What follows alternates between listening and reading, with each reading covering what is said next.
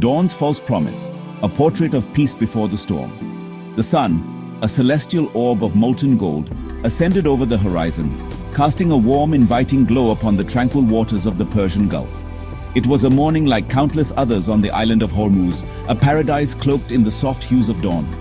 Palm trees swayed gently in the balmy breeze, their fronds whispering secrets to the rising sun. The air, thick with the scent of salt and spices, hummed with the promise of a new day.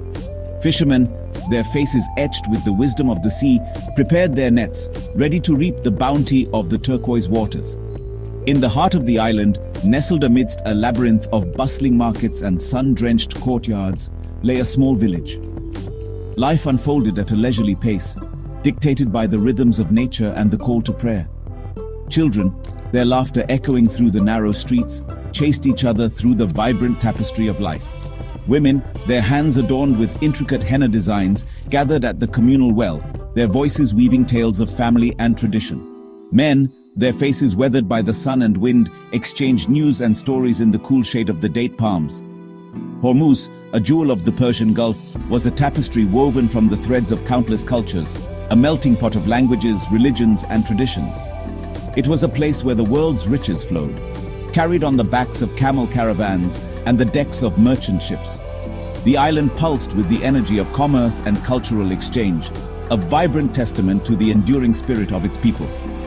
But on this fateful morning, the serenity of dawn harbored a sinister secret. Unbeknownst to the unsuspecting villagers, a storm was brewing on the horizon, a tempest that would forever alter the destiny of Hormuz. The red tide rises, harbingers of destruction on the horizon. The first sign of impending doom appeared as a crimson stain on the distant horizon. A fleet of ships, their sails billowing like blood-red clouds, emerged from the early morning mist.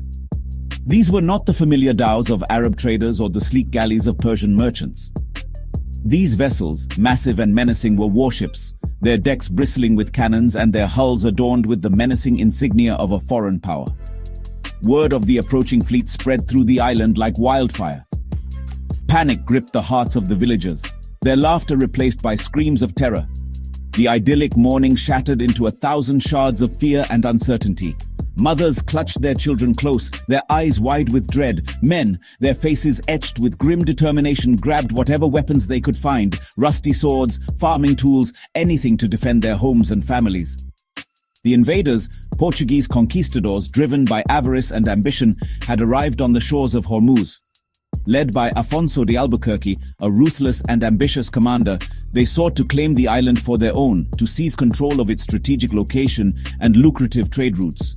Their arrival marked the beginning of a brutal campaign of conquest, a testament to the darkest impulses of human ambition. As the menacing fleet drew closer, the thunder of cannon fire shattered the morning calm. Iron balls, propelled by gunpowder and greed, ripped through the air, smashing into homes and fortifications.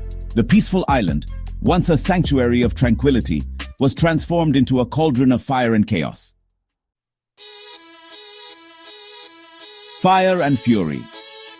The invasion engulfs Hormuz Island.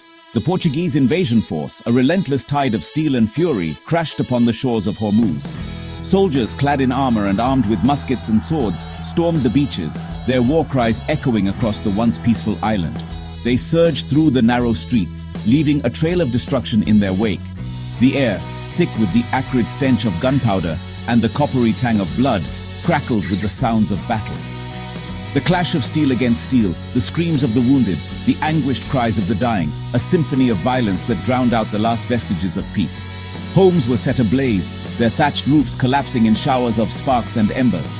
Families, huddled together in terror, were torn apart, their lives extinguished in a heartbeat. The invaders, driven by a lust for gold and glory, showed no mercy. They butchered men, women, and children alike, their blades painting the cobblestone streets crimson.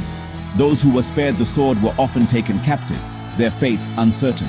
The once thriving marketplace, a cacophony of bartering and laughter, was transformed into a scene of unimaginable carnage. Mohammed's stand-up boy bears witness to the unthinkable. Amidst the inferno, a young boy named Mohammed Hormozi watched in horror as his world crumbled around him. Dressed in the traditional garb of his people, a loose-fitting tunic and a brightly colored turban, He clung to his father's side, his eyes wide with terror and disbelief. The invaders, their faces contorted in battle fury, seemed like demons unleashed from the depths of hell. Muhammad's father, a respected merchant known for his wisdom and kindness, pushed his son towards a hidden alcove beneath the floorboards. "Stay here, my son," he whispered urgently, his voice trembling with a mixture of fear and resolve. "Do not make a sound. May Allah protect you." And with that, he disappeared back into the chaos, clutching a rusty scimitar in his hand. Muhammad, his heart pounding in his chest, huddled in the darkness, listening as the sounds of battle raged above him. He could hear the guttural shouts of the invaders, the clash of steel, the agonizing screams of the wounded. The air grew heavy with the stench of blood and smoke, choking the air from his lungs. Hours dripped by like blood from a wound. The sounds of battle slowly subsided, replaced by an eerie silence punctuated by the crackling of flames and the moans of the dying. Finally, unable to bear the suffocating darkness any longer, Muhammad emerged from his hiding place.